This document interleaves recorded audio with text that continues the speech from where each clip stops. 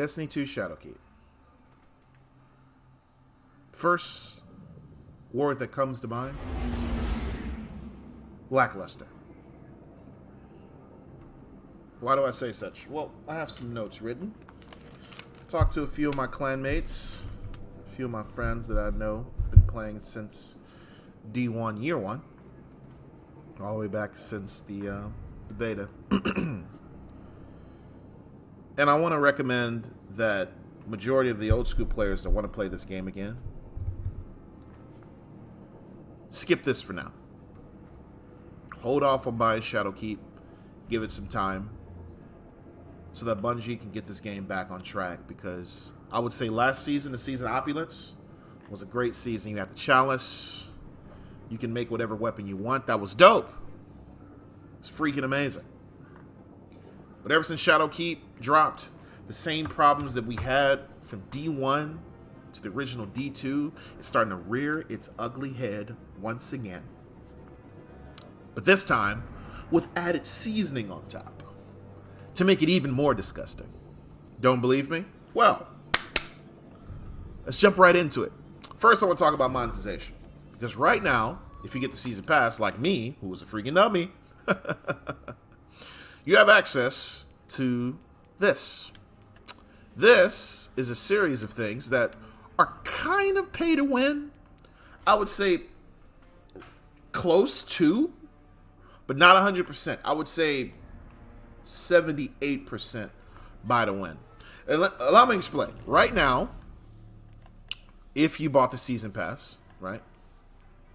This weapon right here, which is unlocked to, if you didn't buy the season pass, it's unlocked at level 35, which is the new way you level up now. What you used to do prior was whenever you level up, you would get an engram, you take it to Eververse, and she converts it to any type of customization item, right? And if you want to buy things, you can go straight to Eververse and buy it. Here's the difference. Now you have this, which drops a lot of items and a lot of things that really help you out. But there's a few caveats. Like, if you bought the season pass, you get Ariana's Vow on release, right? The minute you spawn in, let me go back to it. The minute you spawn in, open it up, you get this nice little thing, which is Premium Hunter Rewards, which, as you can see, gives you seasonal exclusive armor and Ariana's Vow. Now, further down the list, let's see if we can find it. Here we go. This is something that is a little pay to win. See, Catalyst Quest Booster. Doubles objective progression earned within the Season Pass Exotic Weapon Catalyst Quest. Right? Now, if you keep going, you get another one. Where is it at? Leg Armor Energy. You get quite a few things here. Striker Armor Scourge, Small XP Boost, Class Item Energy Boost. As you can see, you're getting these boosts to specific things, which are it's kind of messing the game up, because these things weren't here before. That basically, I get increased power drops because of it, which, I'm not gonna lie here, kind of pay to win. Basically, we have an advantage over the people that did not buy the season pass. I'm still waiting. There should be one here. Basically, you get 3 times the thing for the catalyst. Now, here's the funny part about this catalyst. This catalyst is freaking terrible. All right, see, I only got 1%. I've done maybe about a bunch of things with Ariana's Vow on, and I've only got 1%. This requires you to grind. Now, I'm telling you that Ariana's Vow is a dope hand cannon. It takes special ammo. It's freaking beastly. But getting this catalyst is going to take you some time. Especially if you don't have the season pass. Now, here's another interesting thing. As of right now, you don't need to go to the tower to go to Eververse. Eververse can be pulled directly from orbit. Look at me. I'm in orbit right now. I can go over to the store and yay, I have access. Speaking of new things they added, finishers are the new things they added. Now, the mechanic is actually pretty good. I got the drop kick because the drop kick is good. This is the one everybody wants, the Whirlwind, because it looks dope, but requires money. So does the drop kick, and so does the Savage Haymaker. Now, you may see this and say, well, this is kind of useless. But actually, these play a pretty good role in high-level PvE encounters. Because you can conserve ammo by just finishing off an enemy once they start blinking. So it's a good thing to have. And there's mods that increase like ammo drop at the cost of your super. And that's neither here nor there. It's actually not bad. But the monetization is a little scummy, and I can't help but call it out as scummy. But that's my take. Let's talk about the story, which is pretty lackluster in itself. And we're back to D1 shenanigans. Recycled enemies. Yes. The old Bungie classic. The old dick twist. We're right back at the beginning again with recycled enemies. Now, it started, when I first got into here, it was really creepy. You know, I was playing, I was like, oh man, this is really creepy. Then Crota came out, and I was like, wow, you just ruined my experience. Seeing Crota again bothered me. And then they spawned in Gaul, and then they spawned in Fnatic. And then halfway through a mission, I heard Omnigo screech, and at first I was like, yo, it's pretty dope. Hopefully she's like a strike boss.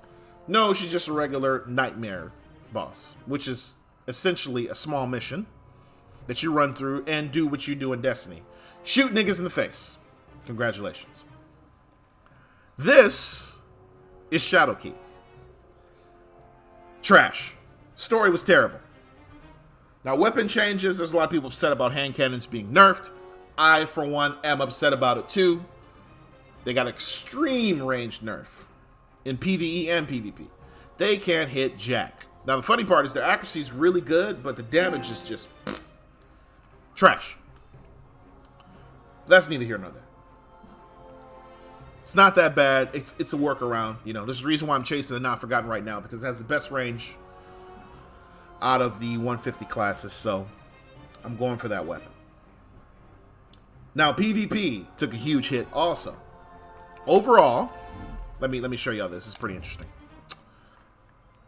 Right now, this is Classic Myth. This is what we used to run with the mix-in of Supremacy. This is basically quick play from back in Destiny 2, year 1 all the way to year 3. But it's changed. Now, it's connection-based matchmaking, which is interesting. And they threw in Supremacy. Now, everything else is skill-based matchmaking. Now, I can understand this is, now you have a freelance survival. Now, competitive is 3v3, which is really good now. And it's also, you can go single player, which is freelance. Right now, you can only go in as one person, and you're playing against randoms. Or you can do survival the regular way, where you have a team of 3, up to 3 people. I recommend, if you're soloing, go to freelance. Recommend that. But here's the issue. Because of last season I got to Mythic 1 before I stopped playing. This season, skill-based matchmaking is thrown into all these playlists, which you have Scorch, Crucible Labs Elimination, Countdown, Control, Rumble. And then you have the private matches down here. The interesting part is this is dope. It's kind of similar to what it was in D1, but here's the issue. Skill-based matchmaking is on. When I go into Control, I'm dealing with people that are just as good as I am, if not better. So unless I play serious, I can't have fun. Now, known people will say, hey man, why don't you just get serious and start sweating? I don't want to play PvP all the time sweating. That's the reason why competitive is here. This has to change, Bungie. This has to change, because right now, it is a chore playing PvP. I've been only playing comp. As you can see, I'm Mythic 3. I've been only playing comp because I don't want to play regular Crucible. Now, I had to play Team Scorched because for some odd reason they said, hey, play Team Scorched. Go ahead. Go back in there. It's my daughter. Don't worry about it. I had to play Team Scorched. And I'm going to say it wasn't that fun. After about 2 or 3 runs, I got bored.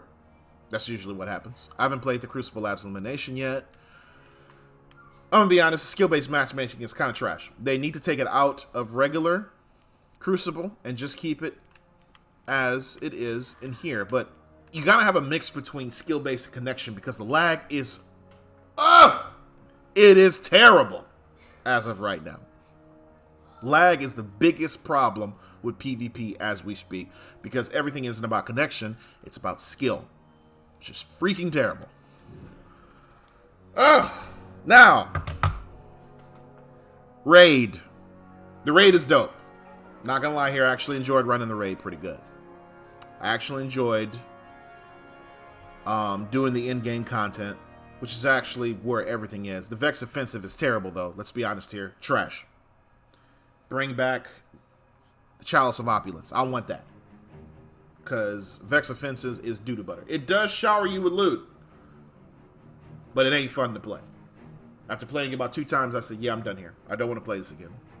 It's not like running the Chalice slot on the Menagerie. Menagerie was dope. I can play the Menagerie to this day. To this day! To this day! I can run it to this day and still enjoy it. But I'm not enjoying Vex Offensive. It's ball sweat. If you ever had ball sweat, for the women that are watching this video, it's like having booby sweat. You know, sweat that gets underneath your boob. Ball sweat is worse. When you're ball sweat, it sucks. Because the only way is to air it out. And you can't do that. Especially for us men. That's disgusting. You can't do that. That is Vex Offensive. Ball sweat. You're going to hear that more, ladies and gentlemen. Anyway. The Raid is amazing. And they have a new exotic weapon. And the only way to get this weapon, it requires a lot of love and attention, ladies and gentlemen. Here's the funny part, though. I only see 96% of our player base not getting this weapon. Only a sliver of people are going to get this weapon. And it pretty much breaks the game. Now, I'm interested in getting it because it makes the game a lot easier. But to get it, whew, gotta have some skill, ladies and gentlemen. Just a little bit of skill. A little bit of pepper on there. And you'll be good. If not, trash. You're not going to get it. Doo-doo butter. But that's just my 2 cents. It's my opinion. You know, take it or leave it. I know it's going to be people probably commenting down below. You suck. You don't know what you're talking about. Blah, blah, blah, blah. Stop white-knighting. Accept that you bought something terrible. And maybe you'll finally see it for what it really is. Just accept it, dude. I'm upset that I spent $60 on this. But I'm going to play it, man. I spent money on it. I'm going to play it. That's me. That's what I do. So, gotta do what I gotta do. It's going to be what it be. You know what I'm saying? Anyway, thanks for watching. Like and subscribe for more content. This is Azure Panda. Signing out, yo. Once again, thanks for watching.